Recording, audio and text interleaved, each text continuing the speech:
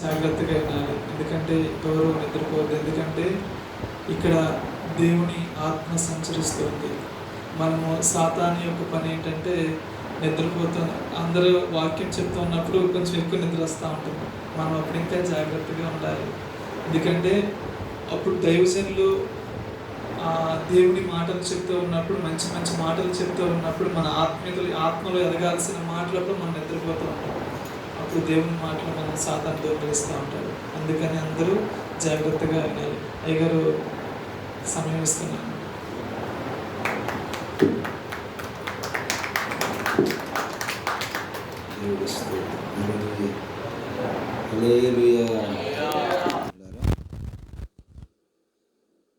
మొదటగా పరిశుద్ధాత్మ దేవుడు ఇటువంటి సమయాన్ని అనుగ్రహించినటువంటి దేవదేవుడైనటువంటి యేసు ప్రభు వారికి ప్రత్యేకంగా అలాగే ప్రేమపూర్వకంగా ఆహ్వానించినటువంటి స్థానిక గారు వారి కుటుంబానికి ప్రత్యేక వందనాలు. చేరికూడి వచ్చిన సంఘ బిడ్డలందరూ నా యొక్క శుభాభివందనాలు తెలియజేస్తున్నాను. దేవునికి మహిమ కలుగును గాక. హల్లెలూయా. ఇంతవరకు కొన్ని పాటల ద్వారా, ఆరాధన ద్వారా ప్రభునామాన్ని మహింపరిచారు. కొద్ది నిమిషాలు దేవుని యొక్క వాక్యాన్ని మనం ధ్యానం చేసుకుందాం. దేవుడు గొప్ప దేవుడు, శక్తిమంతుడు, నమ్మదగిన దేవుడు, జీవం కలిగినటువంటి దేవుడు, నిన్న నేడు నిరంతరం ఏకరీతిగా ఉన్నటువంటి దేవుడై ఉన్నాడు. దేవుడి స్తోత్రం చెప్పండి. హల్లెలూయా.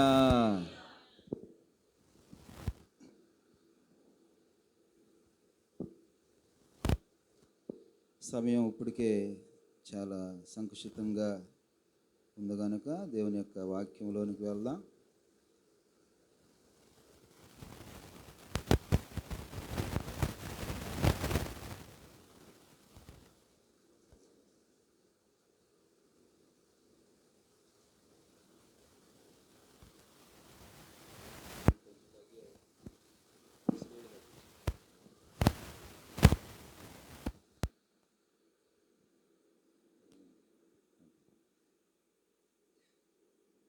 దేవుడికి మహిమ కలుగును గాక.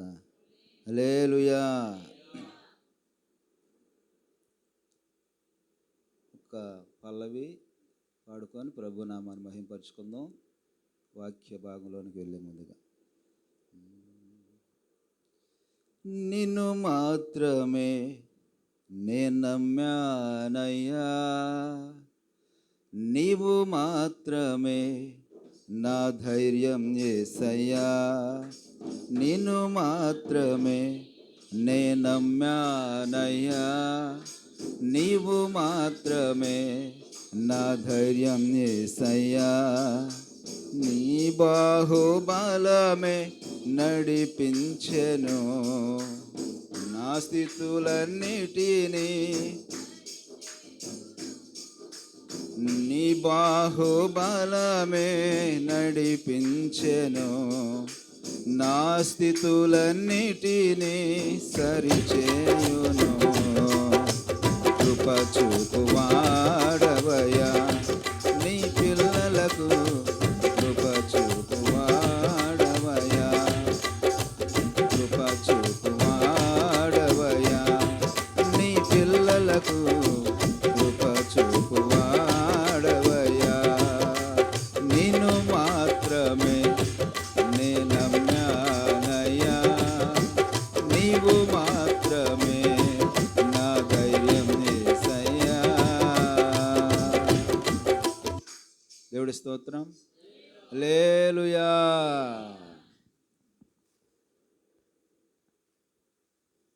మనం ఎవరు నమ్మామంట చెప్పండి. మనం నమ్ముకున్న దేవుడి పేరు చెప్పండి. యేసయ్య. దేవుడి స్తోత్రం కలుగును గాక. ఆయన నమ్మిన వారిని ఆయన సిగ్గుపరిచేటువంటి దేవుడు కాదు. మన ధైర్యం ఆయనే, మన బలం ఆయనే, సమస్తం ఆయనే. ఆయన నమ్ముకున్న వారి యొక్క స్థితిగతులన్నీ మారిపోతాయి. దేవుడికి స్తోత్రం కలుగును గాక. హల్లెలూయా.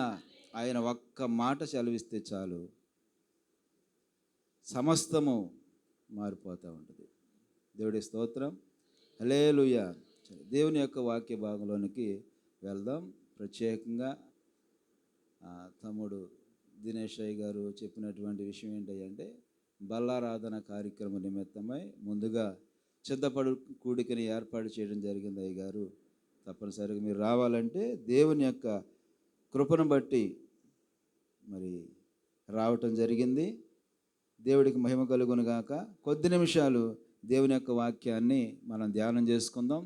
ఈ సిద్ధపాటు యొక్క కూడిక ఆశీర్వాదకరంగా దేవుడు జరిగించినట్లుగా దేవుడి స్తోత్రం చెబుదాం. హల్లెలూయా. దేవుని యొక్క వాక్యంలో ప్రకటన గ్రంథము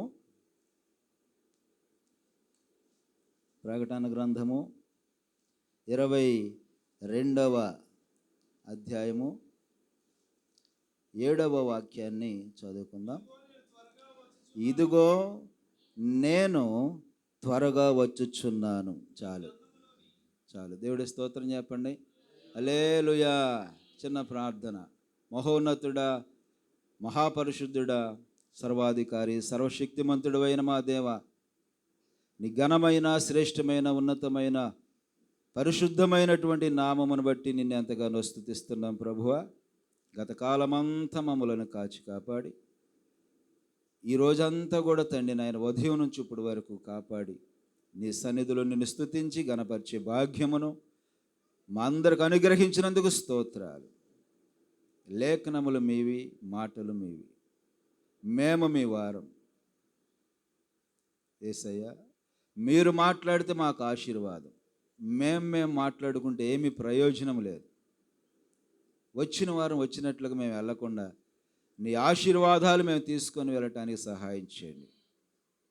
బల్ల తీసుకోబోతూ ఉండగా ముందుగానే మేము సిద్ధపడుతున్నటువంటి ఈ సిద్ధపాటిన ప్రభా సఫలపరచండి. నీ రాకడకు మమ్మల్ని అందరినీ సిద్ధపరచండి.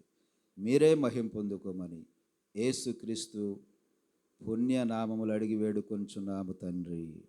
ఆమేన్. హల్లెలూయా. హల్లెలూయా. చదవబడినటువంటి లేఖన భాగము ప్రకటన గ్రంథము 22వ అధ్యాయము 7వ వాక్యాన్ని మనం చదువుకుందాం. ఇక్కడ రాయబడినటువంటి మాట, ఇదిగో నేను త్వరగా వచ్చుచున్నాను. దేవుడి స్తోత్రం చెప్పండి. యేసు ప్రభువారు స్వయంగా పలుకుతున్నటువంటి మాట, అపోస్తలుడైనటువంటి యోహాను ద్వారా ప్రత్యక్షపరచబడి దేవుడు తనతో మాట్లాడి తన కోసం ఏర్పాటు చేయబడినటువంటి ప్రజలకి తెలియపరచబడినటువంటి వర్తమానం. దేవుడి స్తోత్రం కలుగును గాక. ఇదిగో నేను త్వరగా వచ్చుచున్నాను. దేవుడి స్తోత్రం కలుగును గాక. హల్లెలూయా.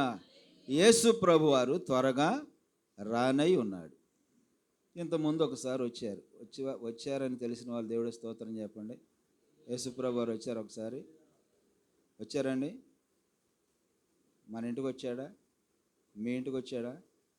ఎప్పుడన్నా చెప్పాలి. ఈ లోకంలోనికి వచ్చాడా? కానీ మన ఇంటికి వచ్చాడంటే ఏం చెప్పట్లే మీరు, అవునా కదా? మా ఇంటికి ఎప్పుడన్నా వస్తే చెబుతాం అయ్యగారు అన్నట్టుగా చూస్తున్నారు. దేవుడి స్తోత్రం కలుగును కనుక. యేసయ్య ఈ లోకానికి వచ్చాడు. దేనికి వచ్చాడయ్య అంటే, ఈ లోకముని ఎంతగానో ప్రేమించాడు. తన అద్వితీయ కుమారుని ద్వారా మనందరిని రక్షించుకోవడానికి ఆయన ఈ లోకానికి వచ్చాడు. ఎలాగొచ్చాడయ్యా ఈ లోకానికంటే, కన్య మేరీ గర్భములో నుండి ఈ లోకంలోనికి ఉద్భవించాడు. దేవుడి స్తోత్రం కలుగును గాక. ఎవరి కోసం ఈ లోకంలోనికి వచ్చాడయ్య అంటే, మన కోసం వచ్చాడు. అందరూ చెప్పండి, ఎవరి కోసం వచ్చాడంట? మన కోసం వచ్చాడు. దేవుడి స్తోత్రం కలుగును గాక. వచ్చి 33.5 సంవత్సరాలు ఈ లోకంలో జీవించాడు. దేవుడికి మహిమ కలుగును గాక. 33.5 సంవత్సరాలు ఈ లోకంలో జీవించాడు. 30 సంవత్సరాలు ఈ లోకములో ఏర్పరచబడినటువంటి వారి యొక్క తల్లిదండ్రుల దగ్గర వారి యొక్క బాగోగులన్నీ కూడా చూసుకొని మంచి చెడ్డలు పరిసర విధానము వారికి ఏమైతే జరిగించాలో అన్నీ కూడా చేసి 3.5 సంవత్సరాలు దేవుని యొక్క చిత్తాన్ని నెరవేర్చడానికి లోకంలోనికి బయటకు వచ్చాడు. దేవుడి స్తోత్రం కలుగును గాక.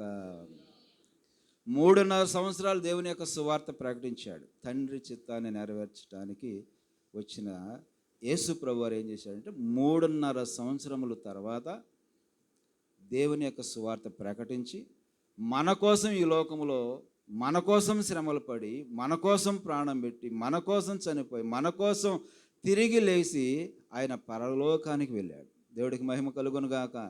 హల్లెలూయా.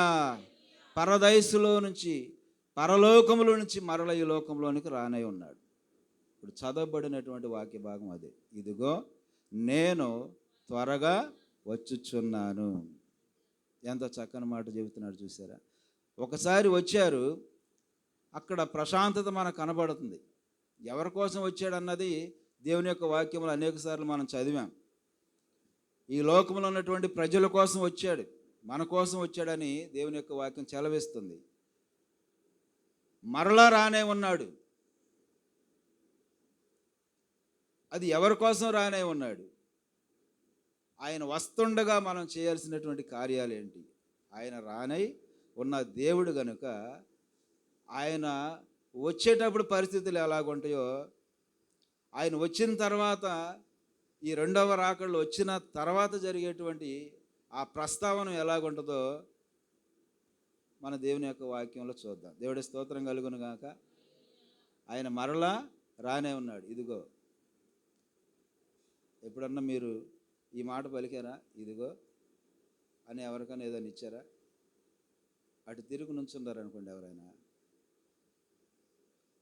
ఏమండి అన్నప్పుడు పలకలేదు అనుకోండి, ఇదిగో అని అన్న పలకరు. ఒక్కోసారి ఏదైనా ఇద్దామని చెప్పి ఇదిగో తీసుకోండి అని చెప్పి ఇంట్లో వాళ్ళకే ఇవ్వచ్చు, లేకపోతే బయట వాళ్ళకే ఇవ్వచ్చు. ఇదిగో తీసుకోండి.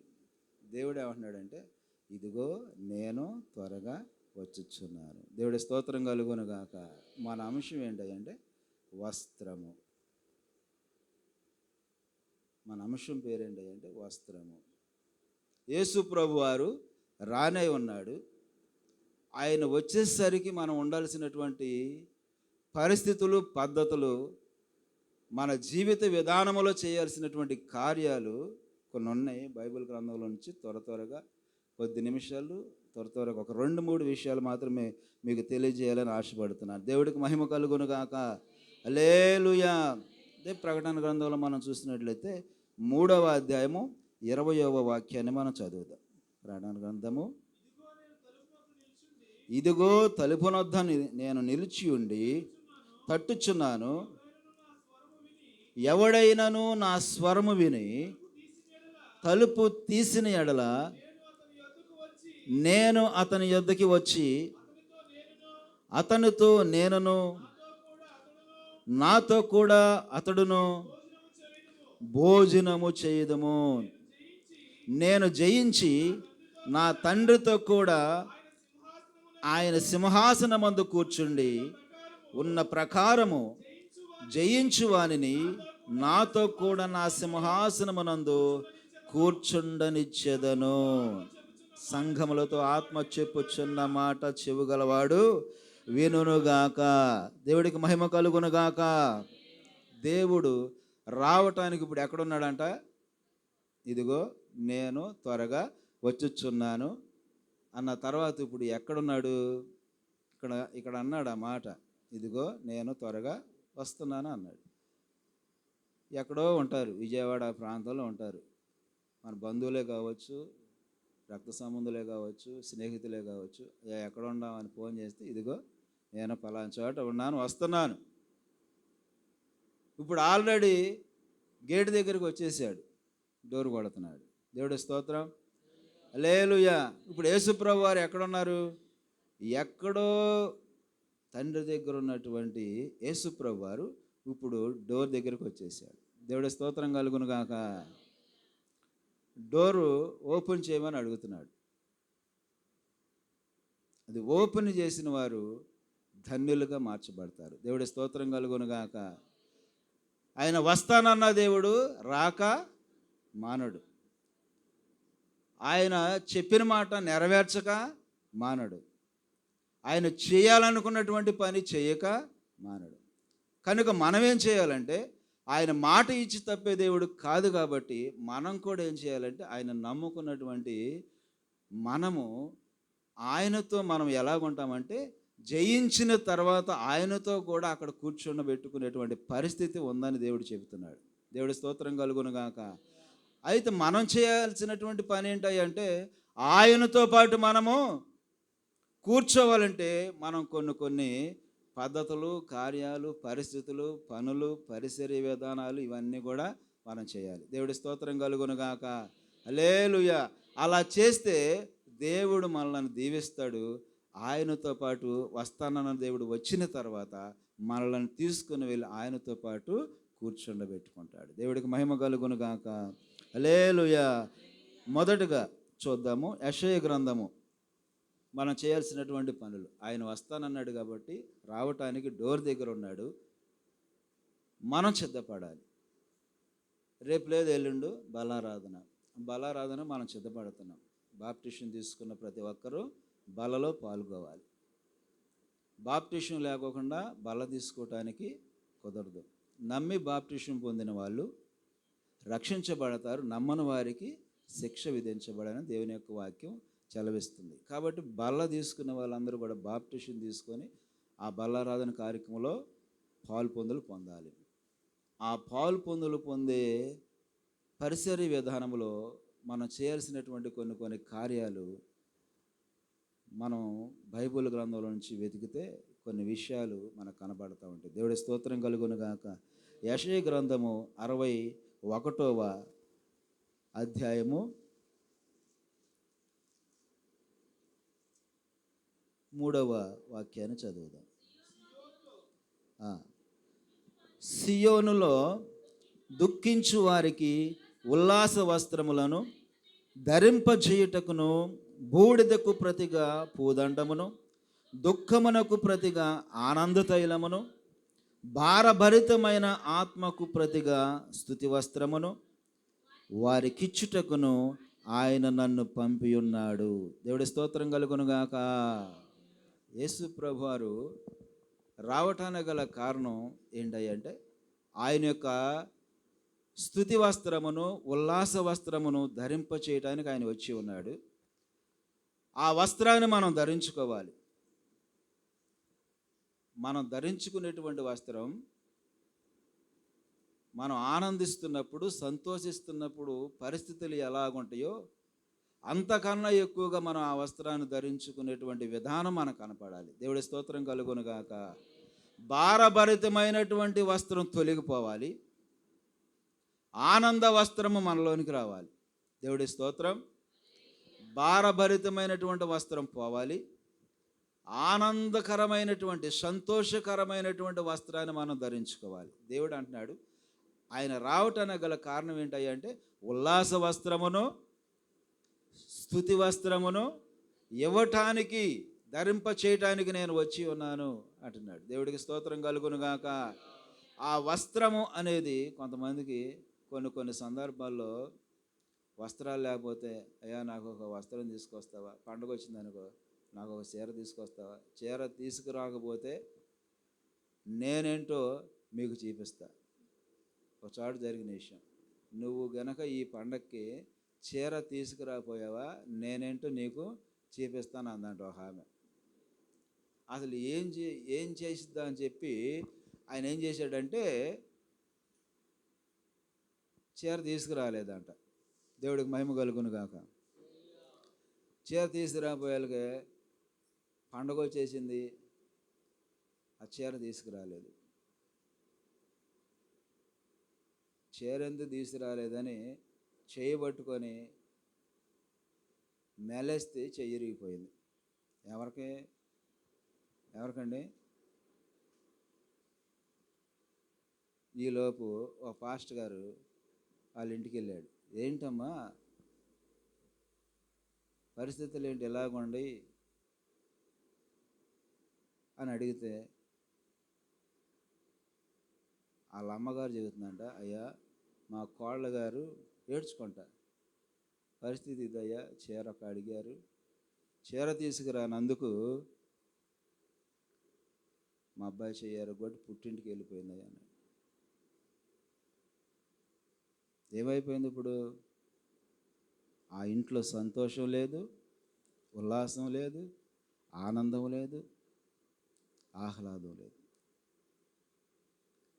వస్త్రం దగ్గర ఎక్కడ మొదలైందండి? వస్త్రం దగ్గర. కొన్ని సందర్భాల్లో చిన్నగా మొదలవుతుంది, అది భయంకరమైనటువంటి పరిస్థితిని కలగజేస్తుంది. అన్నీ ఉండయి, గేటు దగ్గర నుంచి మొదలేస్తే అన్నీ ఉండయి. ఆ ఇంట్లోకి వెళ్తే అన్నీ కనపడుతున్నాయి, ఉండాల్సిన వస్తువులు అన్నీ ఉన్నాయి. కానీ ఏం కరువైపోయింది అక్కడ? శాంతి లేదు, సమాధానం లేదు. కారణం ఏంటంటే వస్త్రాల దగ్గర. ఈ వస్త్రం ఉన్నా లేకపోయినా దేవుడిచ్చేటువంటి వస్త్రం మనకు ఉండాలి. దేవుడి స్తోత్రం కలుగును గాక. ఉల్లాస వస్త్రము, స్తుతి వస్త్రము మనకు ఉండాలి. దేవుణ్ణి ఎక్కువగా మనం స్తుతించాలి. స్తుతిస్తూ ఉండే ఆ ప్రస్తావనలో వచ్చేటువంటి ఆనందమే ఉల్లాసం, ఆహ్లాదం, ఆనందం. దేవుడికి మహిమ కలుగును గాక. ఆ స్తుతి వస్త్రాన్ని మనం ధరించుకోవాలి, ఉల్లాస వస్త్రాన్ని మనం అనుభవించాలి. దేవుడు రావటానికి గల కారణం ఏంటంటే స్తుతి వస్త్రాన్ని ఇవ్వటానికి, ఉల్లాస వస్త్రాన్ని ధరింపజేయటానికి. ఎప్పుడైనా మనం ఒక చోటకు వెళ్ళాలంటే ఇంట్లో వాళ్ళకి చెప్పి బయటికి వెళ్తూ ఉంటాం. లేకపోతే ఏదైనా ఫంక్షన్ జరుగుతుంది అనుకోండి, ఇంట్లో వాళ్ళకి చెప్పి వెళ్తాం. లేదంటే ఒక ఫంక్షన్ మనం పిలవాలంటే మనం ఏం చేస్తామంటే ఒక ఇన్వైట్ కార్డునిచ్చి మనం వాళ్ళని ఆహ్వానించుకుంటూ ఉంటాం. ఆ కార్డు లేకోకుండా మనము ఒకవేళ ఆ ఫంక్షన్కి వెళ్ళామనుకోండి, ఆ ఫంక్షన్ వాళ్ళు ఏం చేస్తారు? పిలవని పేరంటానికి వీళ్ళు వచ్చారేంటని చెప్పి మనతో అనపోయినా వాళ్ళల్లో వాళ్ళు చెప్పుకుంటూ ఉంటారు.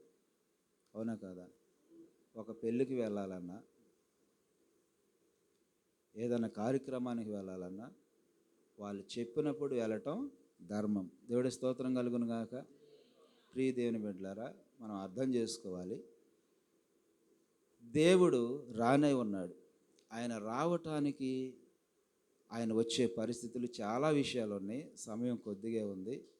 ఆయన వచ్చే పరిస్థితి మనం చూస్తే చాలా భయంకరంగా ఉంటుంది. మేకా గ్రంథంలో ఒక మాట చదువుదాం. ఆయన వచ్చేటప్పుడు ఎలాగుందో మనకు కనబడుతుంది. అక్కడ 1వ అధ్యాయం 2వ వచనం కాడ నుంచి చదివితే ఆయన వచ్చేటువంటి పరిస్థితి ఎలాగుందో మీకు ఊరికనే తెలియజేయాలని ఆశపడుతున్నా. దేవుడి స్తోత్రం కలుగును గాక. దేవుని యొక్క వాక్యం నుంచి మేకా చదువునానా 1వ అధ్యాయం 2వ వచనం కాడ నుంచి.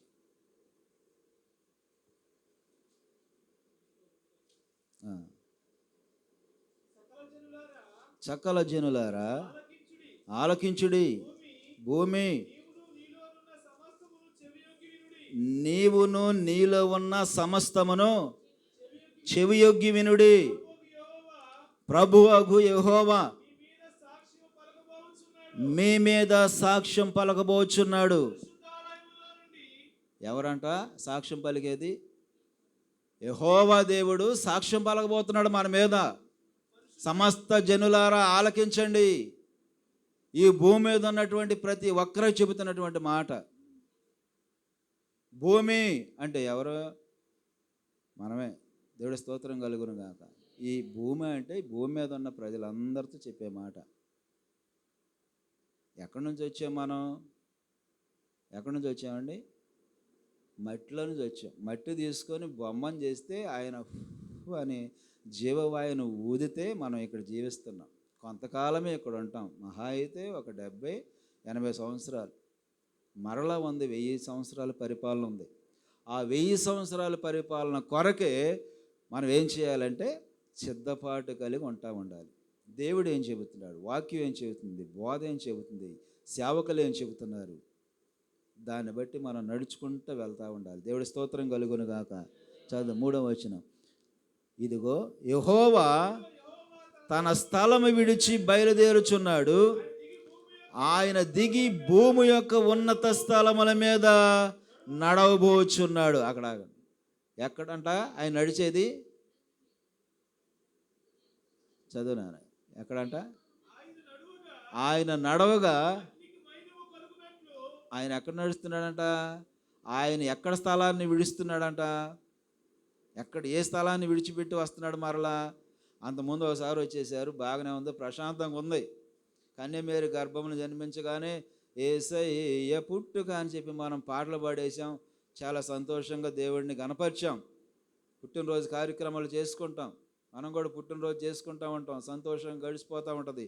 కానీ ఈసారి వచ్చేటువంటి విధానం ఎలాగుందంటే, ఆయన ప్రశాంతంగా వచ్చేటువంటి పరిస్థితి ఏం కనపడట్లా. దేవుడి స్తోత్రం కలుగునుగాక. ఆయన స్థలాన్ని విడిచిపెట్టి వస్తున్నాడు అంటే ఏ స్థలం అంట? ఇదిగో యెహోవా తన స్థలమును విడిచి బయలుదేరుచున్నాడు. ఆయన దిగి భూమి యొక్క ఉన్నత స్థలముల మీద నడవబోచున్నాడు. ఉన్నత స్థలములు అంటే ఏంటండి? ఉన్నత స్థలములు అంటే కిందయా పైనయా?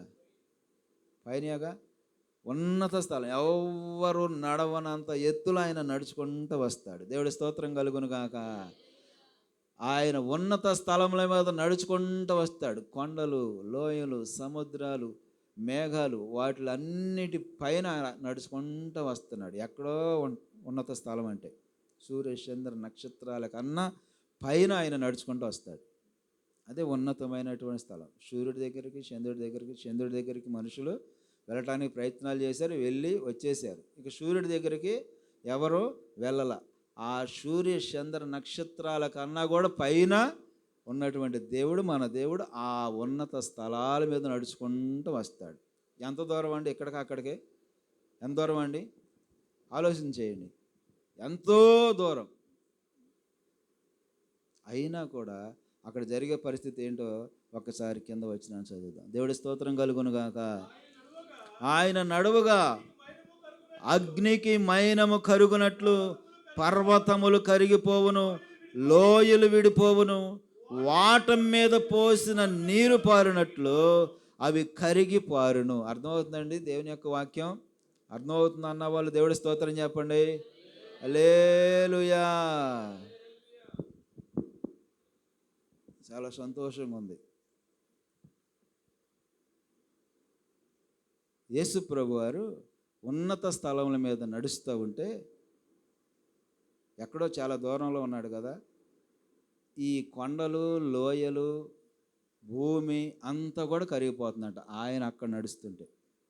అర్థం చేసుకోండి. దేవుడి స్తోత్రం. హల్లెలూయా. ఆయన అక్కడ నడుస్తుంటే భూమి, ఉన్నతమైనటువంటి కొండలు, లోయలు మైనం కరిగినట్లు, కొవ్వొత్తు మైనం అంటారుగా, మైనం కరిగినట్లుగా కరిగిపోతుందంట.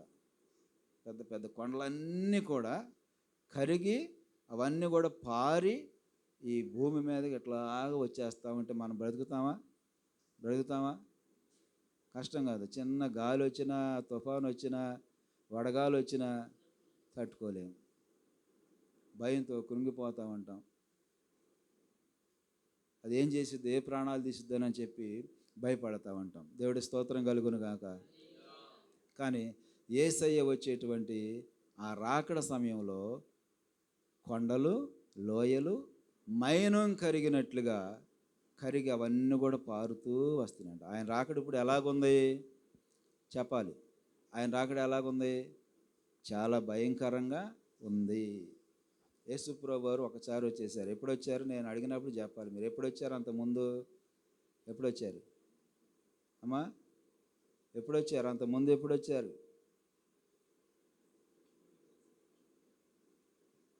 2026 సంవత్సరాల క్రితం కన్యమేరీ గర్భము ద్వారా ఈ లోకానికి వచ్చారు.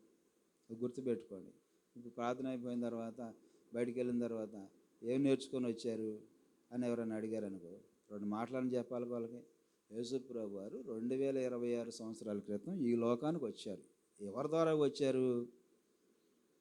కన్యమేరీ గర్భము ద్వారా ఈ లోకానికి వచ్చారు. ఇప్పుడు మరలా రాబోతున్నాడంట అయ్యా అని నువ్వు వెళ్ళే దారిలో ఎవరైనా కనపడితే చెప్పాలి.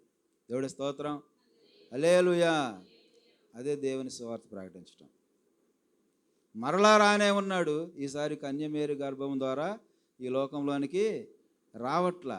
ఆయన అంతటగా ఆయనే మేఘారూరుడై ఆయన దిగి రాబోతున్నాడు. ఆయన ఉన్నత స్థలముల మీద నడుచుకుంటూ వస్తున్నాడు.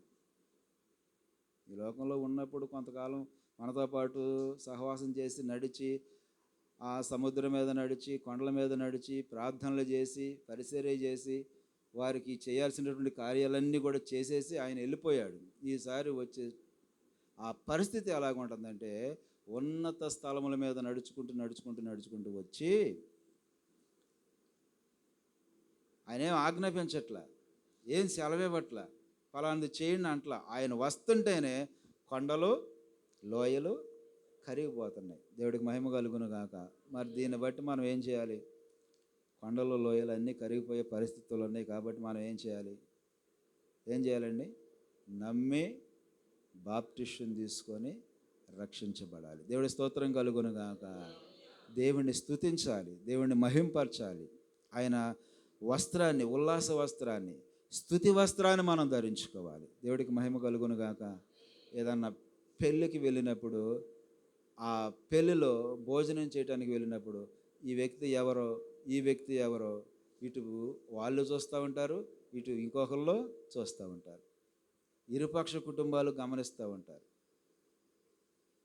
ఈ వ్యక్తి మా తరపున లేకపోతే వాళ్ళ తరపున, వాళ్ళు వచ్చిన తర్వాత ఇంకొకరు వచ్చి వీళ్ళు మా తరపున వీళ్ళ తరపున. ఆ వస్త్రం లేకపోతే మన పరిస్థితి ఎలాగుంటుందంటే, యేసు ప్రభువారు రానే ఉండేది దేనికోసం అయ్యంటే, సిద్ధపడినటువంటి సంఘాన్ని తీసుకొని ఆ మహిమలోనికి వెళ్ళిన తర్వాత వివాహ విందులో పాల్గొనడానికి, వివాహాన్ని సంఘముతో కార్యక్రమాన్ని, ఆ పెళ్లి కార్యక్రమాన్ని జరిగించడానికి దేవుడు ఏం చేస్తున్నాడంటే ఆయన రానై ఉంటూ ఉన్నాడు. దేవుడి స్తోత్రం కలుగును గాక. ఆ పెళ్లికి కావలసినటువంటి ఆ వస్త్రాన్ని మనం ధరించుకొని అక్కడికి వెళ్ళాలి. దేవుడికి స్తోత్రం. దానికి ముందు ఏం చేయాలంటే స్తుతి వస్త్రాన్ని మనం ధరించుకోవాలి. అంటే స్తుతి వస్త్రం ఉన్నప్పుడు ఉల్లాస వస్త్రం ఆటోమేటిక్గా వచ్చేసింది. దేవుడిని స్తుతిస్తూ ఉండాలి, నిత్యం స్తుతించాలి. లేచిన కాడ నుంచి పనుకునేంత వరకు స్తుతి. నువ్వు పని చేసినా, పాట పాడినా, లేకపోతే పరిచర్య చేసినా, లేకపోతే తింటున్నా, ఏ పని చేస్తున్నా కూడా దేవుడికి స్తోత్రాలు చెల్లిస్తూ ఉండాలి. అప్పుడు దేవుడు నీతో ఉంటాడు, నీ వెంట ఉంటాడు, నీలో ఉంటాడు, నువ్వు అడిగింది ఇస్తాడు. దేవుడికి మహిమ కలుగును గాక. హల్లెలూయా. రెండవది మీకు తెలియజేస్తాను. ఎఫెసీయులకు రాసినటువంటి పత్రిక 2వ అధ్యాయము. మనం చేయాల్సినటువంటి పని, ఎఫెసీయులకు రాసినటువంటి పత్రిక 2వ అధ్యాయము 4వ వచనం కాడ నుంచి 8వ వచనం వరకు చదువుకుందాం. చదవనా?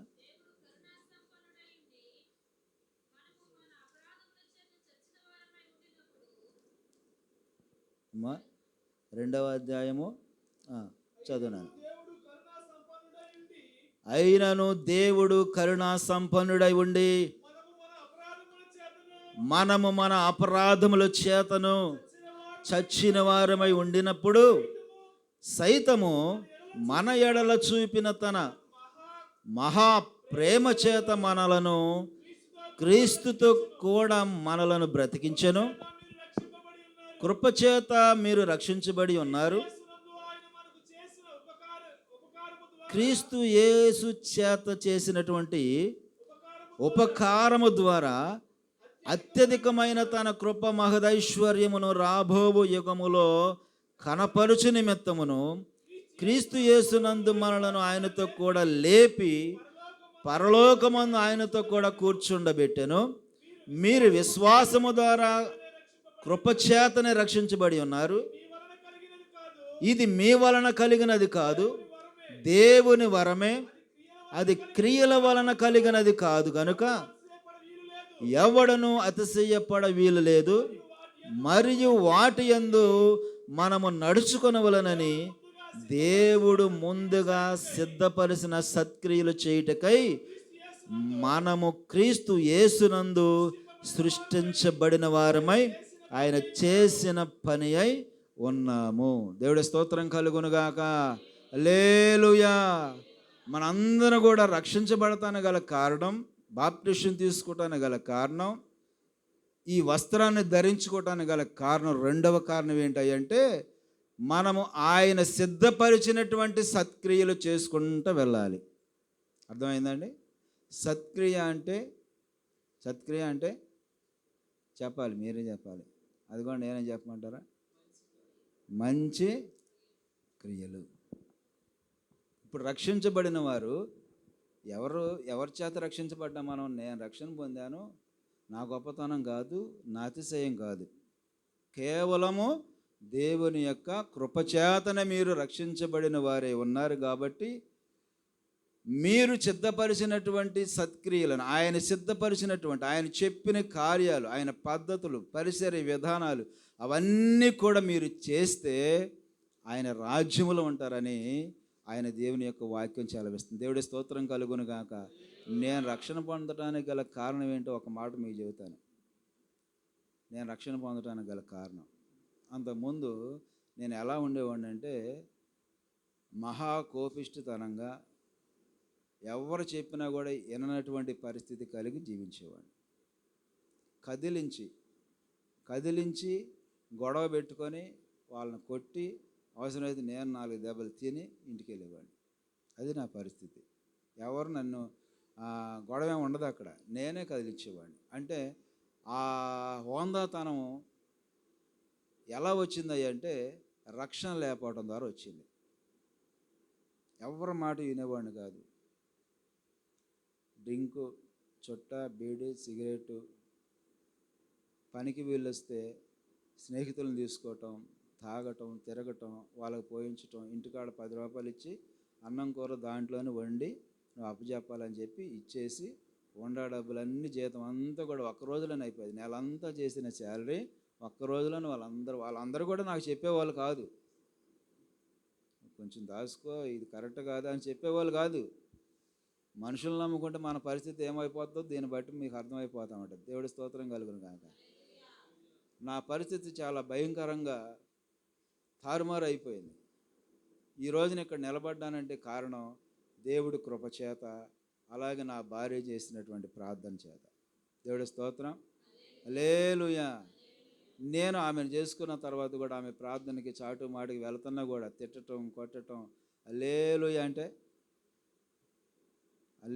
అంటే చెంప పలిపోతూ ఉండేది. ఇక్కడే ఉంది వెనకమాల. దేవుడి స్తోత్రం కలుగును గాక. హల్లెలూయా అని ప్రార్థన చేసుకుంటుంటే, హల్లెలూయా ప్రార్థన మంది. మనం ఎలాంటి వారం? పుట్టుక క్రైస్తవులం అయినా నేను పాటించే సంప్రదాయాలన్నీ వేరేగా ఉండేవి. కనకదుర్గ గుడి కాడికి, సాయిబాబా గుడి కాడికి, ఆంజనేయుల గుడి కాడికి, ఇట్లా అన్ని గుళ్ళు తిరిగి అక్కడికి ఇక్కడ అన్నీ తిరిగి అయిపోయింది. అయినా నా భార్య అది కరెక్ట్ కాదండి, మనం ప్రార్థన చేసుకుందాం చెప్పినా కూడా వినేవాడిని కాదు. ఆ పరిస్థితి అంతా భయంకరంగా ఉంది. వచ్చిన కష్టార్జితం అంతా స్నేహితులకు అప్పగించేవాడిని. ఆమె చేసే ప్రార్థన ఏం చేసిందంటే, మే నెల మంచి ఎండాకాలంలో డ్యూటీ దిగి స్నానం చేసి నా స్నేహితుని తీసుకొని ఇక డైరెక్ట్గా ఎక్కడికి అయ్యలేదంటే బ్రాందీ షాప్ కాడికి వెళ్ళాలి. అక్కడికి వెళుతుంటే, అక్కడికి వెళ్ళే ముందు ఏం జరిగిందంటే, అక్కడికి వెళ్ళిన తర్వాత నీ దగ్గర ఎంతనే, నా దగ్గర ఎంతనే అని అనుకున్న తర్వాత ఇద్దరం అమౌంట్ తీసి ఎంత కావాలనేది అక్కడ ఇచ్చేసి మనకు కావాల్సిందని తీసుకొని వచ్చేవాళ్ళు. వచ్చిన తర్వాత అది గ్లాసులో పోస్తుంటేనే నా మనసు ఒప్పుకోవట్లేక, దేవుడి స్తోత్రం కలుగును గాక.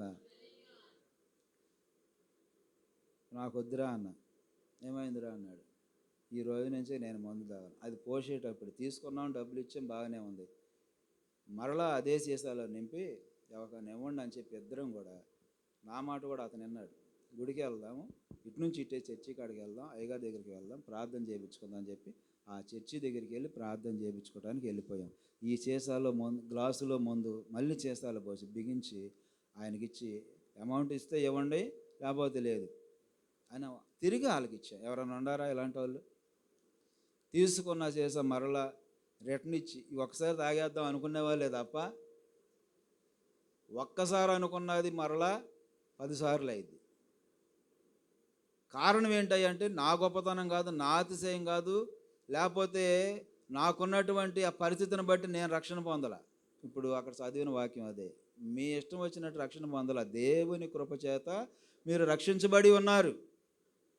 కాబట్టి ఆయన సిద్ధపరిచినటువంటి సత్క్రియలు మీరు చేసుకుంటా వెళ్ళాలని దేవుని యొక్క వాక్యం చెబుతుంది. మొదటిది ఆయన స్తుతించడం ద్వారా, ఆయన రాకడ మనం ఎదుర్కోవాలంటే ఆయన స్తుతించి స్తుతి వస్త్రాన్ని ధరించుకోవాలి, ఉల్లాస వస్త్రాన్ని ధరించుకోవాలి. దేవుడికి మహిమ కలుగును గాక. రెండవది సిద్ధపరిచినటువంటి సత్క్రియలను మనం చేసుకుంటా వెళ్ళాలి. అదే ఉల్లాస వస్త్రంగా భావించుకోవచ్చు, స్తుతి వస్త్రంగా కూడా భావించుకోవచ్చు. దేవుడికి మహిమ కలుగును గాక. ఇలారా దేవుడి సన్నిధికి వెళ్ళటానికి కారణం ఏంటంటే నా భార్య చేసినటువంటి ప్రార్థన. ఆమె ప్రార్థన చేస్తూనే ఉండేది. నేను బయటికి వెళ్ళిన కాడ నుంచి, డ్యూటీకి వెళ్ళిన కాడ నుంచి దిగే అంతవరకు ఎటు వెళ్ళినా ప్రార్థన ప్రార్థన ప్రార్థన. ప్రార్థన ద్వారా ఏం చేశారంటే దేవుడు నన్ను పట్టుకున్నాడు. దేవుడి స్తోత్రం కలుగును గాక. తీసుకున్నటువంటి ఆ సీస మరలా ఇచ్చాయా, నువ్వు ఇస్తే రిటర్న్ డబ్బులు ఇచ్చే, లేకపోతే లేదు, సరే ఎప్పుడు మీరు నా దగ్గరే తాగుతున్నారు కదా అని చెప్పి ఆయన ఏం చేసేటంటే అమౌంట్ ఇచ్చేసాడు. దేవుడి స్తోత్రం కలుగును గాక. ఆ అమౌంట్ తీసుకొని వెళ్ళి చర్చి కాడికి వెళ్తే మంచి ఎండాకాలం, ఇంత గొప్ప మందిరాన్న నేను మైమరిచి తిరిగింది ఎన్నాళ్ళు, ఇంత ఈ దేవుడిన నేను మైమరిచి తిరిగింది, మర్చిపోయి తిరిగాను. ఆ చల్లని ప్రాంతంలోకి వెళ్ళిన తర్వాత ప్రశాంతత అనేది వచ్చేసింది అక్కడికి వెళ్ళాక. దేవుడి స్తోత్రం కలుగును గాక. అక్కడికి వెళ్తే అయ్యగారు లేరు, అయ్యగారు మీటింగ్కి వెళ్ళారు, అమ్మగారు ఉన్నారు. అమ్మ మా పరిస్థితి ఇది, ఫలానా నా భార్య పేరు చేత, వాళ్ళ భర్త గారు నువ్వు, సరే నేను ప్రార్థన చేస్తానని అమ్మగారి చేత ప్రార్థన చేయించుకొని కాసేపు కూర్చొని, ఎంత ప్రశాంతంగా ఉందయ్యా ఈ మందిరానికి రావటం ద్వారా అని చెప్పి మేమిద్దరం స్నేహితులు మాట్లాడుకొని అమ్మగారి చేత ప్రార్థన చేసుకొని ఇక్కడ రిటర్న్ తీసుకున్నటువంటి అమౌంట్ ఎంత అయితే ఉందో అక్కడ అమ్మగారి చేతులు కానుకగా పెట్టేసి మరలా వచ్చేసాం. అయ్యగారు వచ్చిన తర్వాత వస్తామమ్మా అని చెప్పి వచ్చాం. వచ్చేటప్పుడు మరలా ఊరికి వెళ్ళేవాళ్ళం కాదు, ఎప్పుడు వెళ్ళినా ఆదివారం వెళ్ళామనుకోండి, ఒక డజన్ అట్టిపళ్ళు, లేకపోతే యాపిల్స్కాయలు, లేకపోతే ఒక్కోసారి ఆ ప్రేరేపణ బట్టి చికెన్ కొట్టించుకెళ్ళాలా, మటన్ కొట్టించుకెళ్ళాలా అని ప్రేరేపణ వచ్చే కొలది ఎన్నో డబ్బులు ఖర్చు పెట్టాం స్నేహితులకి. దేవుడికి ఇస్తే మరలా దేవుడు ఆయన ఉంచుకోడు, ఆయన రుణం మనమే ఆయన రుణం తీర్చుకోలేం, కానీ మన రుణం ఆయన తీరుస్తూనే ఉంటాడు. దేవుడి స్తోత్రం కలుగునుగా.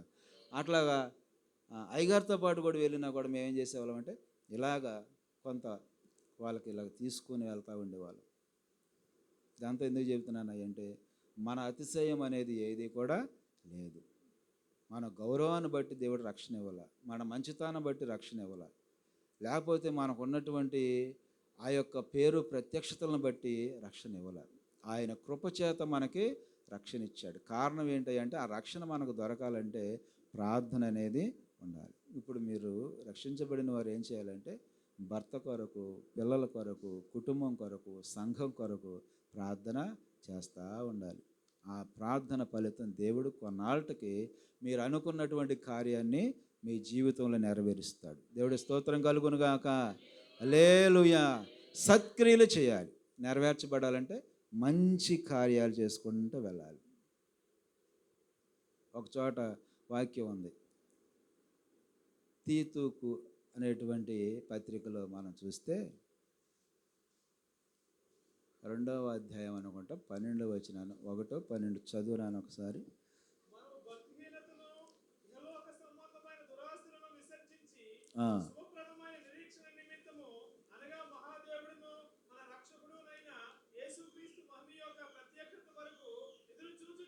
ఒక్కసారి 1:12 వారిలో ఒకడు అనగా వారి సొంత ప్రవక్తలలో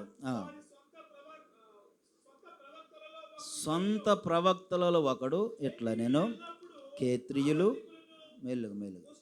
కేత్రియులు నేను చదువుతాను. కేత్రియులు ఎల్లప్పుడూ అబద్ధికులను, దుష్టమృగములను, సోమరులకు తిండిబోతులనై ఉన్నారు. ఏమని ఉంది అక్కడ దేవుని యొక్క వాక్యం? కేతీయులు ఎట్లాగున్నారంట? ఎల్లప్పుడు, ఒకప్పుడు కాదు, ఇప్పుడు దీన్ని సత్క్రియ అనాలా లేకపోతే చెడ్డ క్రియ అనాలా? కీడు చేయటం అని మేలు చేయండి అని దేవుని యొక్క వాక్యం చెబుతుంది. ఇప్పుడు మనం చదువుకున్నటువంటి ఎఫెసీ పత్రికలో కూడా అదే వాక్యం చెబుతుంది. సత్క్రియలు చేసుకుంటా వెళితే దేవుని యొక్క రాజ్యములో ఆయన కూర్చుండా పెడతానన్నాడో చెప్పాడో చెప్పలేదా? కూర్చుండా పెట్టుకుంటాను అన్నాడు. సత్క్రియలు చేస్తే ఆయనతో పాటు మనం కూర్చునేటువంటి పరిస్థితి ఒకటి ఉంది, ఒక రోజు ఉంది. అక్కడ కూర్చోవాలంటే ప్రియ దేవుని బిడ్డలారా మనము సత్క్రియలు చేయాలి. ఇప్పుడు వీళ్ళు ఎలాగుండా సత్క్రియలు చేస్తున్నారా? చేయట్లా. ఎలా ఉన్నారు? వారిలో ఒకడు అనగా వారి సొంత ప్రవక్తలలో ఒకడు ఎట్లా నేను క్రేత్రియులు ఎల్లప్పుడూ అబద్ధికులను ఏమై ఉన్నారంట? దృష్టమోగాన్ని ఎప్పుడైనా చూసారా? అబద్ధికులను మనకు కనపడుతున్నాయి, ఎల్లప్పుడూ అబద్ధమే. మరి అబద్ధం చెబితే దేవుడి రాజ్యానికి వెళ్తారా? అబద్ధికులు దేవుడి రాజ్యానికి వారసులు కాదు అని దేవుని యొక్క వాక్యం సెలవిస్తుంది. ఎవరెవరు దేవుని రాజ్యానికి వెళ్ళరో పురాణ గ్రంథం చదువుకున్నాం కదా, 22వ అధ్యాయంలో ఆఖరి అధ్యాయంలో మనకు కనబడింది. 15వ వచనాన్ని చదువుదాం. ఎవరు పరలోక రాజ్యానికి వెళ్ళరు? కుక్కలను, మాంత్రికులను, వ్యభిచారులను, నరహంతకులను, విగ్రహారాధకులను, అబద్ధమును ప్రేమించి జరిగించు ప్రతి వాడును వెలుపట ఉందురు. చూశారు కండి, దేవుడి స్తోత్రం కలుగును గాక. ఎక్కడ ఉంటారంటే వీళ్ళంతా? కుక్కలంటే ఏమండి? ఆ కుక్కలేంటి? ఊరికనే అది లోతు అనుభవాలు తర్వాత వెళ్దాం. అసలు కుక్కలు అంటాం ఏంటి? కుక్కలు కూడా పరలోక రాజ్యానికి వెళ్ళమంట. అంటే ఇప్పుడు కుక్కలను కూడా తీసుకువెళ్ళాలని ప్రయత్నం చేస్తున్నారనేగా, అవునా కాదా? అర్థమవుతుందండి? కుక్క ఏం చేసిద్ది? కక్కిన కూడికి ఆశపడిద్ది. ఆ విషయం లోకంలో సామెత, అది పక్కన పెడదాం. కుక్కలు పరలోక రాజ్యానికి వెళ్తాయా? ఇప్పుడు కుక్కలను ప్రేమించినంతగా మనుషుల్ని ప్రేమించట్లే. అర్థమవుతున్న లోకంలో పరిస్థితులు ఎలాగున్నాయి? కుక్కకు ఖర్చు పెట్టిన డబ్బులు తల్లిదండ్రులకు ఖర్చు పెడతలే. తల్లిదండ్రులకి ఎక్కడో చిన్న ప్లేట్ ఒకటి ఇచ్చేసి చిన్న పాకేసి వాళ్ళని సరిగ్గా చూడనటువంటి పరిస్థితులు ఉన్నాయి. కానీ కుక్కకు మాత్రం మంచి ప్లేటు, మంచి బిస్కెట్లు, మంచి పాలు. తల్లిదండ్రులకి పాలు ఇచ్చేవాళ్ళు ఉండారా? మంచినీళ్ళు ఇచ్చేవాళ్ళు ఉండారా? భోజనం పెట్టేవాళ్ళు ఉండారా? దేవుని యొక్క వాక్యం అని చెబుతుంది. చూస్తే అంత మర్మంగా దేవుడు రాశాడండి. అనంత జ్ఞాని మనం నమ్ముకున్న దేవుడు. దేవుడి స్తోత్రం కలుగును గాక. కుక్కలో వెళ్ళవంట, కుక్కలు వెళ్ళవు, అబద్ధికులు వెళ్ళరు, మాంత్రికులు వెళ్ళరు. మంత్రం పెట్టేవాళ్ళు మాంత్రికులు అంటే ఓం భీం భీషణ అంతరం కట్టి తంత్రం చేసి పోండి తగ్గిపోద్ది అంటారుగా, వీళ్ళు కూడా వెళ్ళరు. అబద్ధికులు వెళ్ళరు. ఇప్పుడు యేసయ్య ఏం చెబుతున్నాడు? ఇదిగో నేను త్వరగా వస్తున్నాను, మిమ్మల్ని అందరూ నాతో పాటు కూర్చోబెట్టుకోవడానికి వస్తున్నాను. ఉల్లాస వస్త్రం ధరించుకోండి, స్తుతి వస్త్రం ధరించుకోండి, సత్క్రియలు చేయండి, నేను మిమ్మలను నాతో పాటు కూర్చోబెట్టుకుంటానని చెబుతున్నాడు. దేవుడి స్తోత్రం కలుగును గాక. అక్కడ కూర్చోవాలంటే మనం ఎలాగుండాలి? ఎల్లప్పుడూ సంతోషంగా దేవుడిని కనపరచాలి, ఎల్లప్పుడూ ఆనందించండి. మరలా చెబుతున్నాను, ఆనందించడాన్ని దేవుని యొక్క వాక్యం సెలవిస్తుంది. ఇక్కడ వీళ్ళు ఎలాగుండారయ్య అంటే కేత్రీయులు ఎల్లప్పుడూ అబద్ధికులను దుష్ట మృగముల్లాగా ఉండారు. దుష్ట మృగం మీదకి మన మీదకి వచ్చింది అనుకుంటే తట్టుకోలేం, భయంకరంగా ఉంటుంది. ఒకవేళ కోపం వస్తే దుష్ట మృగం కూడా చనిపోరు, అంత కోపం వచ్చేసింది. వెనక ముందు చూడరు, ఏది పడితే అది తీసుకుంటారు, భయంకరమైన పరిస్థితులు చోటు చేసుకుంటారు. అదే దుష్ట స్వభావం. దుష్ట సాంగత్యం మంచి నడవడిని చెరిపివేస్తుందని దేవుని యొక్క వాక్యం సెలవిస్తుంది. దేవుడి స్తోత్రం కలుగును గాక. అలాంటి పరిస్థితి రాకుండా ఉండాలని దేవుడు మనకు తెలియదు. ఆఖరుగా మత్తయి సువార్తలోనికి వెళదాం. దేవుడికి మహిమ కలుగును గాక. మత్తయి సువార్త 22వ అధ్యాయం 11వ వచనం చదువుదామండి. త్వరగా సమయం అయిపోయింది, ఒక 5 నిమిషాల్లో మనం ప్రసంగాన్ని ముగించుకుందాం. 22వ అధ్యాయం 11వ వచనం. రాజు కూర్చున్న వారిని చూడ లోపలికి వచ్చి అక్కడ పెండ్లి వస్త్రము ధరించుకొనని ఒకరిని చూశాడంట. దేవుడి స్తోత్రం. స్నేహితుడా, ఏం వస్త్రం లేదంటండి? పెళ్లి వస్త్రం లేకోకుండా ఇక్కడికి ఎందుకు వచ్చావు అని అడగగా వాడు మౌని అయి ఉండి అంతటా రాజు వీడిని ఏం చేయాలంట? కాళ్ళు చేతులు కట్టి. ఎక్కడికి వచ్చాడు ఈయన? ఎక్కడికంట తోసేసేది? ఎక్కడికంట చెప్పాలి. అందరూ నాయకు చూడండి. దేవుడి స్తోత్రం. హల్లెలూయా. అటు ఇటు చూస్తున్నారంటే దేవుని యొక్క వాక్యం వినట్లేదని అర్థం. అది దృష్టి ఇంకోసారికి వెళ్ళిద్ది అటు ఇటు చూస్తున్నామంటే. ఎప్పుడైనా గమనించుకోండి. ఎక్కడ తోసేయాలంట ఇతన్ని? చీకటిలో ఉన్నటువంటి ఆ లోయలోనికి తోసివేయండి. నెట్టడం వేరు, పట్టుకొని తీసుకువెళ్ళటం వేరు, త్రోసివేయటం వేరు. చాలా భయంకరంగా ఉంది కదా ఈ మాట. త్రోసివేసిన వాళ్ళు చాలామంది ఉన్నారు. గుంటలో తోసేసిన వాళ్ళు ఉన్నారు. యేసేపుని అన్నదమ్ముళ్ళే గుంటలో తోసేశారు. వస్త్రాలన్నీ ఓడబెరికి ఆయన గుంటలోనే తోసేశారు. ఆయన అంతటిగా ఆయన మెల్లిగా పైకి వస్తుంటే అటు వెళ్ళేటువంటి ఐగుప్తు దేశానికి వెళ్ళేటువంటి వాళ్ళు ఉంటే వాళ్ళు అతన్ని తీసుకొని వెళ్ళిపోయారు. ఇస్మాయిలు కొనుక్కొని వెళ్ళిపోయారు. ఆ సంగతి అదంతా కూడా పక్కన పెట్టారు. దేవుడి స్తోత్రం కలుగునుగా. ఇక్కడ పెళ్లి వస్త్రం లేకోకుండా ఎక్కడికి వచ్చాడండి? పెళ్లి విందులోకి వచ్చాడు. ఇప్పుడు మనం ఎక్కడికి వెళ్ళాలి? యేసయ్య ఏం చెబుతున్నాడు? ఇదిగో నేను త్వరగా వస్తున్నాను, మిమ్మల్ని అందరిని కూడా నాతో పాటు కూర్చోబెట్టుకుంటాను. మీరు చేయాల్సిన పని ఇది: ఉల్లాస వస్త్రం, స్తుతి వస్త్రం ధరించుకోండి అన్నాడు. సత్య క్రియలను మీరు ధరించుకోవాలి. ఇప్పుడు మూడవది పెండ్లి వస్త్రం ధరించుకోవాలి. దేవుడి స్తోత్రం కలుగును గాక. పెండ్లి వస్త్రం లేకుండా అస్సలు అక్కడికి వెళ్ళటానికి కుదరదు. ఇందాక చెప్పాను కదా, ముందుగానే మీకు ఉపోద్ఘాతంలో చెప్పేశాను. ఏంటంటే పెళ్ళికి వెళ్ళేటప్పుడు ఇన్వెంట్ కార్డు లేకుండా పెళ్ళికి వెళితే పిలవని పేరంటానికి వచ్చాడేంటి ఈయన ఎవరు అని చెప్పి మన ఇంకా అదొక రకంగా చూస్తారు. కుర్చీలో కూర్చున్నా కూడా లేపి మా వాళ్ళు వస్తున్నా కొద్దిగా పక్కకి వెళ్ళాయి అంటారు. అర్థమవుతుందండి? అదే పరిస్థితి జరిగిద్ది అక్కడ కూడా. ఇప్పుడు పెళ్లి వస్త్రం అందరూ వచ్చారంట. ఎందుకు వచ్చారు? అదే అధ్యాయంలో మనం చదువుదాం. మత్తయి సువార్త 22వ అధ్యాయంలో ఒక్కసారి నేను చెప్తాను, ఆ వాక్యాన్ని చదవండి. 22వ అధ్యాయము 4వ వచనం. కాగా అతడు, ఇదిగో నా విందు సిద్ధపరిచి ఉన్నాను, ఎద్దులను కొవ్విన పశువులను వధించబడినవి, అంతయు సిద్ధముగా ఉన్నది, పెండ్లి విందుకు రండని పిలువబడమని వారితో చెప్పుడని వేరే దాసులను పంపిను గాని వారు లక్ష్యం చేయక చాలు. దేవుడి స్తోత్రం కలుగును గాక. పెండ్లి విందుకి అంత సిద్ధపరిచేశాడు దేవుడు. కొవ్విన దూడలను అన్నిటిని సిద్ధపరిచేశాడు. అందరూ యేసుప్రభు వారు నమ్మకుండా హో అని చెప్పేశారు కొంతమంది దాసులు. ఇప్పుడు కూడా కొంతమంది చెప్పేస్తున్నారు. కొంతమందికి అప్పచేతి కొంతమంది చెప్పుకోకుండా ఉన్నారంట. అక్కడ రాశాడు దేవుడు. దేవుడికి మహిమ కలుగును గాక. అయితే విన్న వాళ్ళంతా కూడా, చెప్పిన దాసులు, వినబడినటువంటి వాళ్ళందరూ కూడా చెవి గలవాడు వినునని చెప్పి దేవుని యొక్క వాక్యం చెప్పినట్లుగా విన్న వాళ్ళందరూ అక్కడ ఆ గ్రామంలో చెప్పబడిన ప్రతి ఒక్కరికి ఇన్వెంట్ ఎవరికైతే వినపడిందో వాళ్ళందరూ కూడా పెళ్లి భోజనానికి వచ్చారు. దేవుడి స్తోత్రం కలుగును గాక.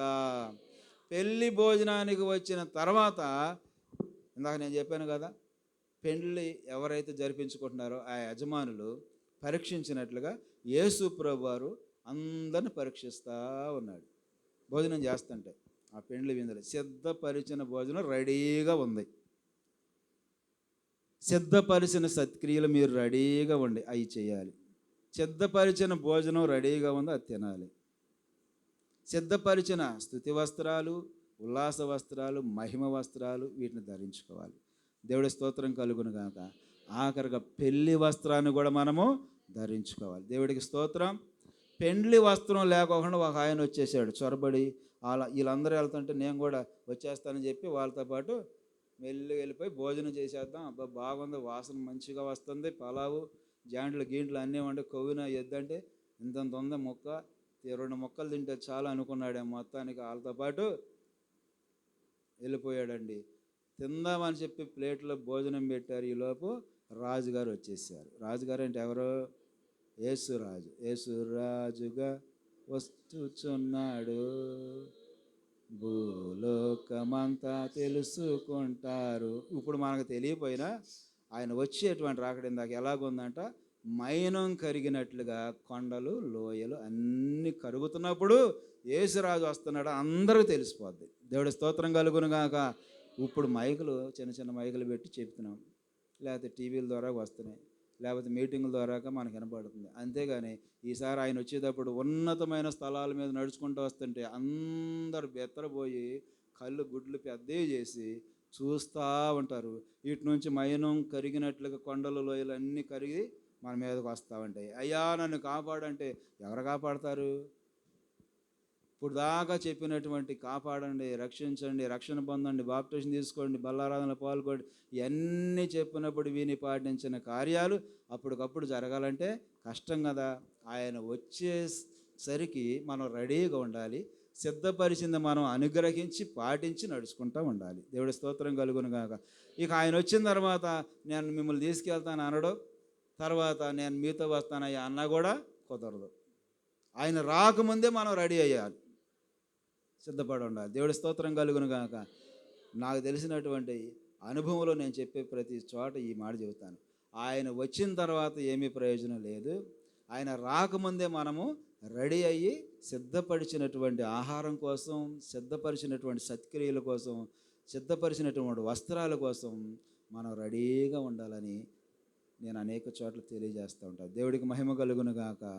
ఆయన వచ్చిన తర్వాత ప్రభువా నన్ను కూడా తీసుకెళ్ళయ్యా, మారిపోయానయ్యా అంటే కుదరదు. ఈలోపు కొండల లోయలు ఇవన్నీ కూడా పారుకుంటూ మన మీదకి వచ్చేస్తాయి. మొత్తం భూమి అంతా కూడా అంతమైపోద్ది. ఎవరయ్యా మరి ఆయన దగ్గరికి వెళ్ళేది? నమ్మి బాప్టిజం పొంది రక్షించబడిన వాళ్ళు, బలారాధన కార్యక్రమంలో పాల్గొన్న వాళ్ళు. ఈ బలారాధన కార్యక్రమం కూడా మనము చాలా కరెక్ట్గా తీసుకోవాలి. కొంచెం కూడా మనము అవరోధంగా తీసుకోకూడదు. అది మన ప్రాణాలకే ప్రమాదం. దేవుని యొక్క వాక్యం చలవిస్తుంది. పరిశుద్ధంగా ఉండి ప్రార్థన చేసుకొని ఇంటికాడ బయలుదేరేటప్పుడు ప్రార్థన, ఇంటికాడ ఉన్నప్పుడు ఉపవాస ప్రార్థన, ఈ 3 రోజుల ప్రార్థనలో పాల్గొనటం, వచ్చేటప్పుడు ప్రార్థన చేసుకుంటూ రావటం, గుమ్మం దగ్గరకు వచ్చిన తర్వాత మందిరం గుమ్మం దగ్గరకు వచ్చి ప్రార్థన చేసుకొని మందిరంలోకి రావటం, వచ్చిన తర్వాత మోకరించి ప్రార్థన చేసుకోవటం, ఇవన్నీ చేసి బలారాధన తీసుకుంటున్నాను అయ్యా, నీ శరీరాన్ని నీ రక్తము నేను స్వీకరించబోతున్నాను, తినబోతున్నాను. యేసుప్రభు వారు ఏమన్నారు తెలుసా? ఆయన అప్పగించబడిన రాత్రి ఒక రొట్టెని తీసుకుని కృతజ్ఞతాస్తుతులు చెల్లించి ఆయనతో ఉన్నటువంటి శిష్యులకు, ఆయనతో ఉన్న ప్రజలకు అందరికీ ఇచ్చిన తర్వాత, మరలా మీరు నాతో పాటు పరదేశంలో తీసుకునేంత వరకు నేను మరలా దాన్ని తీసుకోను, కానీ మీరు మాత్రం తీసుకోవాలి. నేను మరలా మీ దగ్గరికి వచ్చేంత వరకు మీరు నన్ను జ్ఞాపకం చేసుకుంటూనే ఉండాలి అని చెప్పాడు. దేవుడి స్తోత్రం కలుగును గాక. ఆయన మరల రెండవ రాకడలో మనతో పాటు కలిసి తీసుకునేంత వరకు మనం ఈ కార్యక్రమాన్ని చేస్తూనే ఉండాలి. అందుకని బలారాధన కార్యక్రమం ఎవరయ్యా తీసుకునేదంటే పరిశుద్ధంగా బలలో పాల్గొనేది ఎవరయ్యా అంటే పరిశుద్ధంగా ఉండాలి. అబద్ధాలు ఆడకూడదు, మోసం చేయకూడదు, దగా చేయకూడదు, సత్క్రియలు చేయాలి, స్తుతి వస్త్రాన్ని ధరించుకోవాలి, పెండ్లి వస్త్రాన్ని ధరించుకోవాలి. ఈ బలలో పాల్గొవాలి.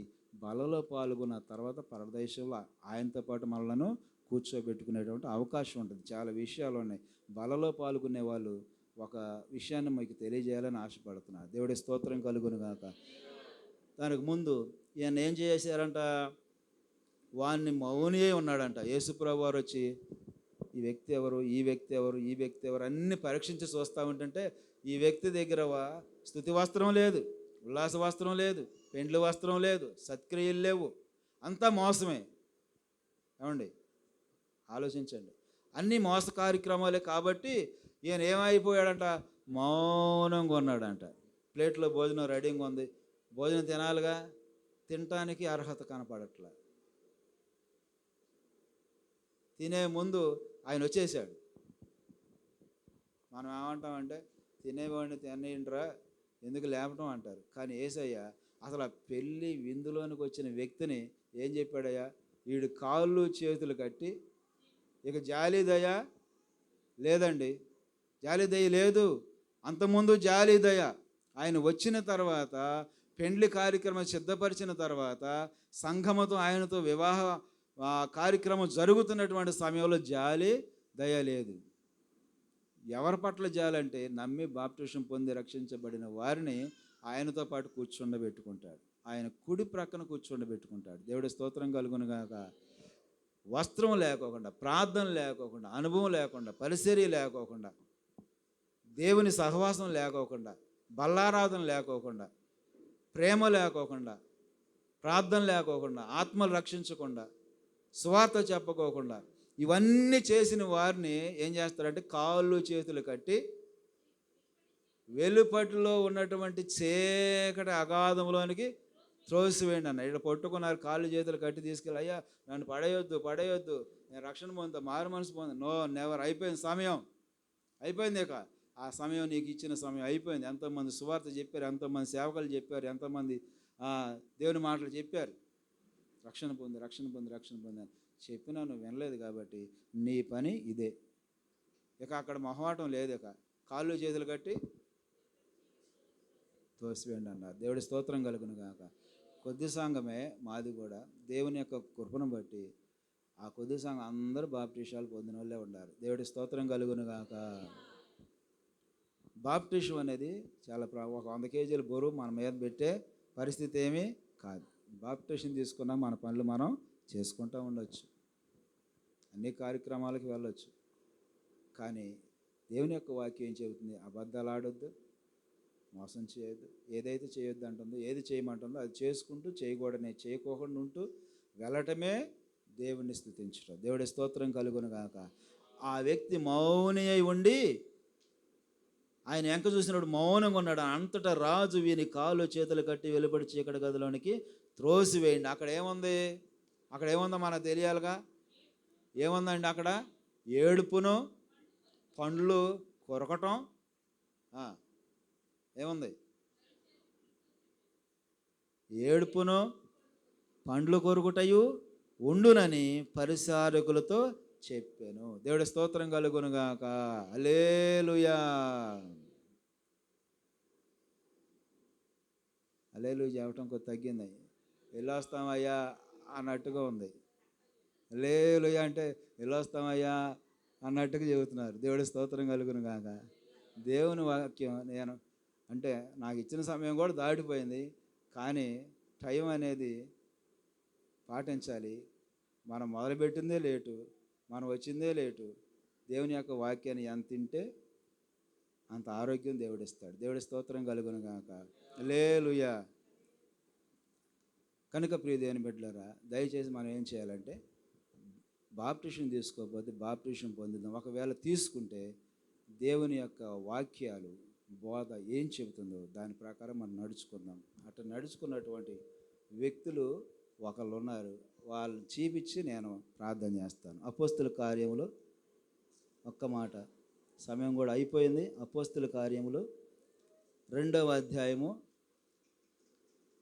41వ వచనం ఇక్కడ మనం చదువుదాం. కాబట్టి అతని వాక్యం అంగీకరించిన వారు, అమ్మా వింటున్నారమ్మా? కాబట్టి వారు, అమ్మ వినండి, దైవజనులు చదువుతున్నారు, మనం విందాం. కాబట్టి వారు చదువున్నారు. అతని వాక్యం అంగీకరించిన వారు బాప్టిసం పొందారు. వాక్యం విన్న వాళ్ళంతా ఏం చేశారు? బాప్టిసం పొందారు. తర్వాత నెక్స్ట్, ఆ దినమందు ఇంచుమించు 3000 మంది చేర్చబడ్డారు. వీరు అపోస్తుల బోధయందును, అది ఇంపార్టెంట్, అండర్లైన్ చేసుకోండి బైబిల్ ఉన్న వాళ్ళందరూ కూడా. వీళ్ళందరూ ఏం చేస్తున్నారు? ఒక్క ప్రసంగం చేశాడు అపోస్తులుడైన పేతురు గారు. ఒక్క ప్రసంగం చేస్తే 3000 మంది మారారు. దేవుడి స్తోత్రం కలుగును గాక. ఎన్ని ప్రసంగాలు చేయాలో మనం అంతమందిని మార్చాలంటే, అవునా కదండి? అయ్యగారు ఎన్ని ప్రసంగాలు చేయాలో 3000 మందిని ఇక్కడ సమకూర్చాలంటే. దేవుడి స్తోత్రం. ఒక్క ప్రసంగానికి 3000 మంది మారారు. వీళ్ళందరూ ఏం చేస్తున్నారు మీకు తెలియాలని ఈ మాట తీసుకొచ్చాను. దేవుడి స్తోత్రం కలుగును గాక. ఏం చేస్తున్నారంటే వీళ్ళంతా అపోస్తుల బోధ యందు ఉన్నారు. అంటే సేవకులు చెప్పే బోధ ఏదైతే ఉందో దాన్ని మరవకోకుండా ముందుకు వెళుతున్నారు. ఒకటి, సహవాసమందు ఉన్నారు. వాళ్ళు చెప్పినటువంటి ఏ పని అయితే ఉంటుందో ఆ సహవాసంలో ఉండి ఆ పనులన్నీ కూడా చేసుకుంటూ వెళ్తున్నారు. తర్వాత రొట్టె విరుచుట యందు ఉన్నారు. అంటే బల్లారాధన కార్యక్రమంలో ఎప్పుడు తప్పిపోకుండా ఉంటున్నారు. దేవుడి స్తోత్రం కలుగును గాక. 4వది, ప్రార్థన చేటి అందు ఎడతెగగా ఉన్నారు. చూసారా ఎన్ని ఉన్నాయో? బాప్టిజం పొందామండి, నేను బాప్టిజం అనటం గొప్ప చెప్పుకోవడం కాదండి. వీళ్ళు ఏం చేశారు? ఒక ఊరోళ్ళ వీళ్ళంతా 3000 మంది. ఒక ఊరిలో 3000 మంది ఒక్కసారి మారుతారా? ఆయా ప్రాంతాల నుంచి వచ్చి మీటింగులో పాల్గొన్న వాళ్ళంతా బాప్టిజం పొందారు. దేవుడి స్తోత్రం కలుగును గాక. ఒక జాతి కాదు, ఒక కులం కాదు, ఒక మతం కాదు, అనేక మంది అక్కడికి వచ్చారండి. ఒక ప్రసంగం చేశాడు, నమ్మి బాప్టిజం పొందండి, దేవుడి రాజ్యం సమీపించిందని చెప్పాడు. అంతే సంగతి లేక అందరూ బాప్టిజం పొందేశారు. 3000 మంది ఒక చోట వాళ్ళు కాదు, ఆయా దేశాల నుంచి, ఆయా గ్రామాల నుంచి, ప్రాంతాల నుంచి వచ్చి వాక్యాన్ని విని బాప్టిజం పొంది, బాప్టిజం పొందటమే కాదు, వాళ్ళు ఏం చేశారంట? బోధ ఏంది, అపోస్తులు చెప్పే బోధ ఏదైతే ఉందో దాన్ని విడిచిపెట్టకుండా అనుసరించి నడుచుకున్నారు. మనం కూడా ఇక్కడ ఏదైతే చెప్పబడుతుందో, దేవుని యొక్క వాక్యం ఏదైతే వినబడుతుందో దాని ప్రకారంగా మనం నడుచుకుంటా వెళ్ళాలి. ఏది చెప్పినా మంచే చెబుతారు ఇక్కడ. దేవుడి స్తోత్రం కలుగును గాక. తాగండి, వెళ్ళండి, తిరగండి అని చెబుతారండి? మానండి, మారు మనసు పొందండి, రక్షణ పొందండి అని చెబుతూ ఉంటారు. దేవుడి స్తోత్రం కలుగును గాక. అయ్యగారు ఇచ్చిన సమయం కన్నా ఇంకా పావుగంట ఎగస్ట్రా వెళ్ళిపోయింది. ఈ 4 విషయాల్లో కూడా మనం జాగ్రత్త వహించాలి, అలా పాటించాలని దేవుని దాసుడిగా ప్రేమపూర్వకంగా, గద్దింపుతో కాదు, ప్రేమపూర్వకంగా తెలియజేస్తున్నాను. బోధలో ఉండాలి, సహవాసంలో ఉండాలి, రొట్టె విరుచుటలో ఉండాలి. రొట్టె విరుచుట అంటే బల్లారాధనలో ఉండాలి. ప్రార్థనలో ఎడతెగక ప్రార్థన చేయాలి. ఎందుకు ప్రార్థన? సంఘం కోసం, అభివృద్ధి కోసం, ఆత్మల కోసం. ఆత్మతో ప్రార్థన చేసే వాళ్ళ ఆత్మలను కావాలి. ఆత్మలు రప్పించు, మేము మారాలి, మా కుటుంబం మారాలి. కుటుంబం ఇంటికి తాళం వేసి ఆదివారం దేవుని చర్చిలో ఉండాలి. అప్పుడు దేవుడు మనల్ని దీవిస్తాడు. దేవుడికి మహిమ కలుగును గాక. ఇదిగో నేను త్వరగా వచ్చుచున్నాను. ఎందుకు వస్తున్నాడు ఆయన? ఆయనతో పాటు కూర్చోబెట్టుకోవాలని. రక్షణ ఇస్తున్నాడు, ఆయన కృపచేత సత్క్రియలను ఇస్తున్నాడు, రక్షణ ఇచ్చాడు, నూతన వస్త్రాన్ని ఇస్తున్నాడు, స్తుతి వస్త్రాన్ని ఇస్తున్నాడు, పెండ్లి వస్త్రాన్ని ఇస్తున్నారు. పెండ్లి వస్త్రం లేకపోతే ఏం జరుగుతుంది? కాళ్ళు చేతులు కట్టి మనల్ని తీసుకొని వెళ్ళి చీకటి గదిలో వేస్తున్నారు. అక్కడ మనకే కనపడదు, ఇక్కడ పెట్టుకున్నా కూడా అంత చీకటిగా ఉంటుంది.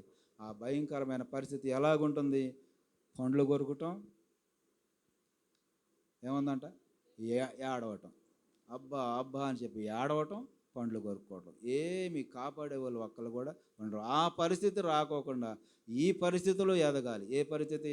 రొట్టె విరిచే విషయంలో, ప్రార్థన చేసే విషయంలో, సహవాసంలో ఉండే విషయంలో, అపోస్తుల బోధ వినే విషయంలో మనం ఉంటే దేవుని రాజ్యంలో మనల్ని అందరిని కూడా అక్కడ కూర్చోబెడతాడని దేవుని దాసుడు తెలియజేస్తే ఈ మాటలు ముగిస్తున్నాడు. ఈ కొద్ది మాటలు ప్రభు మన వినికిడిలో దీవించి ఆశీర్వదించునుగాక. ఆమేన్, ఆమేన్, ఆమేన్. ప్రార్థన